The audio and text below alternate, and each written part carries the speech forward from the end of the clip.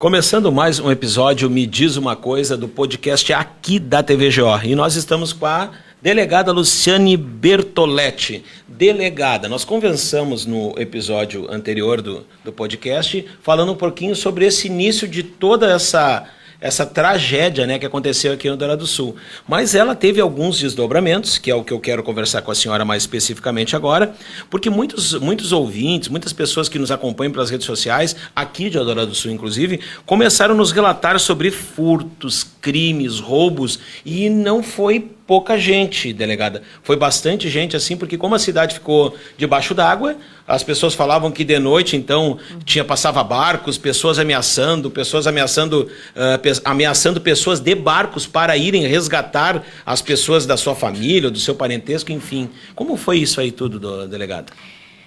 Como eu tinha dito, todas as forças de segurança enviaram esforços para salvar pessoas, né?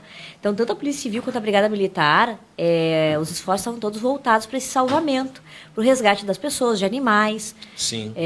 E, logicamente, que neste momento, nesses primeiros 3, 4 dias, alguns indivíduos criminosos, de forma oportunista, se valeram dessa situação para ingressar em alguns estabelecimentos e furtar, roubar esses locais.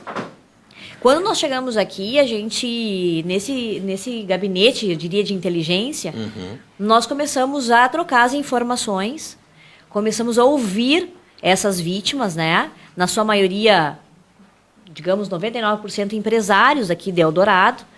Foram 17 empresas, né, que foram atingidas. Ao total, 17 empresas que foram atingidas ou que pelo menos chegou até... Ou que tiveram isso, ou que registraram ocorrência, e que os fatos chegaram ao nosso conhecimento. Então, nós começamos a ouvi-los, começamos a analisar as imagens de câmeras de segurança, né, a fazer um trabalho de investigação, um trabalho de troca de informações, um trabalho com a inteligência, especialmente com a inteligência da Brigada Militar. E nós, então, chegamos a esses indivíduos, esses criminosos que orquestraram essas ações, né? Foram muitas, bastante material que foi furtado ou roubado, mas até a partir dali dessas identificações, a própria Brigada Militar e a Polícia Civil começou a fazer diversas ações para recuperar esses bens. Sim. E naquela primeira semana, ali, a partir do dia 9, quando nós já estávamos aqui, pelo menos 6 ações da Brigada Militar e da Polícia Civil foram feitas, com bastante material apreendido, que daria aí para a gente carregar, acho que 6 ou 7 caminhões do Exército com material. Mas que tipo de material, delegado? Todos os tipos que pode imaginar, desde materiais perecíveis, né, alimentos.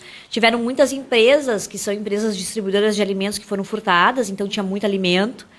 Tinha um material de informática, material de tecnologia, materiais com a identificação ainda das empresas, jaquetas, bonés, sacolas. Então não era aquela coisa que eu estava com fome, não. Eu estava, enfim, com dificuldade e tive que pegar. Não era isso?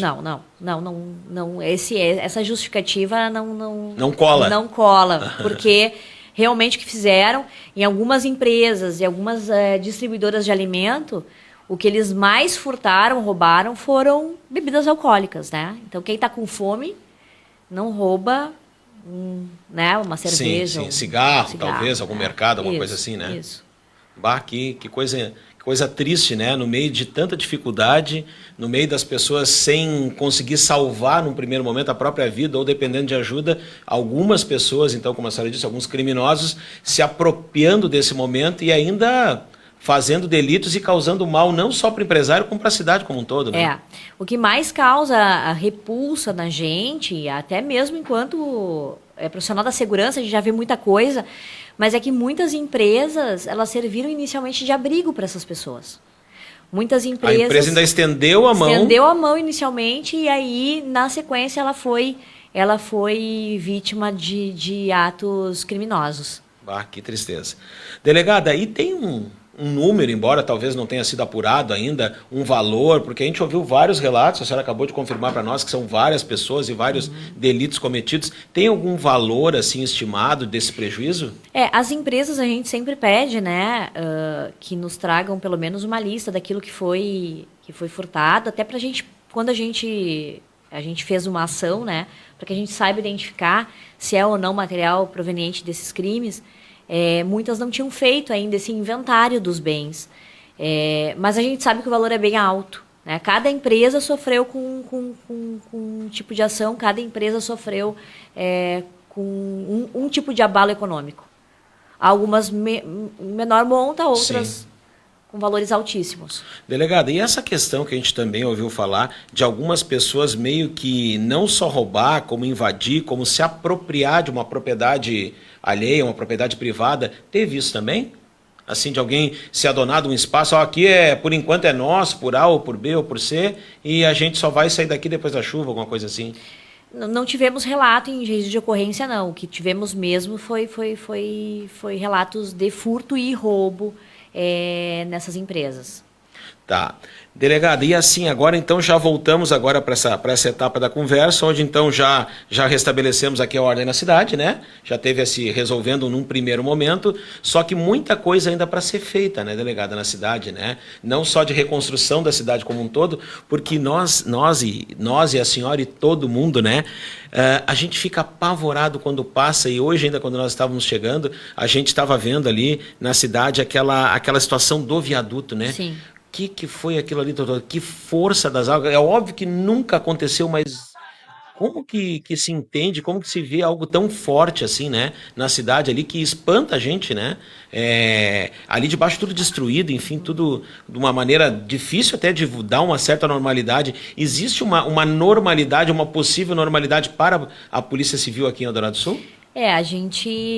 Qualquer um que entra na cidade, a gente percebe que a cidade realmente foi totalmente destruída. Isso vai demorar tempo, né, até que as coisas voltem ao normal. A gente, quanto segurança, a gente tenta restabelecer quanto antes o controle e a normalidade. É claro que isso a gente falou para os empresários e falamos com o executivo municipal. A segurança ela passa por outras questões que não só uma questão de polícia, né? Ela passa pela limpeza da cidade, que precisa, né? Vocês podem, quem passa aí pela cidade vê que tem muito lixo. Muita coisa. Passa por infraestrutura, então tem que ter uma vontade nesse sentido. Passa por locais iluminados, a cidade ainda não está totalmente iluminada como era. Então isso tudo já foi, eu acredito que o poder público está com muita vontade, os empresários da cidade também, de que a cidade retome a normalidade o quanto antes. Eu acho que há muito a ser feito. Sim. Mas estamos todos empenhados, tanto o poder público quanto a iniciativa privada, em que se retome o quanto antes. A cidade ela é uma cidade com muitas possibilidades, né? Uma cidade com polo industrial muito grande, com grandes empresários, com pessoas com vontade de trabalhar. E o poder público também, aqui o poder executivo municipal, ele também é um poder público forte e que apoia, desde sempre Sim. apoia, tanto o empresariado quanto a segurança pública. Bom, delegado, é um grande recomeço e tem muitas etapas dessas coisas para acontecerem ainda, mas enfim, um passo de cada vez, né? Esse foi o segundo episódio do podcast Me Diz Uma Coisa da TVGO, mas aguardem que no terceiro nós temos uma grande operação para relatar para todos vocês.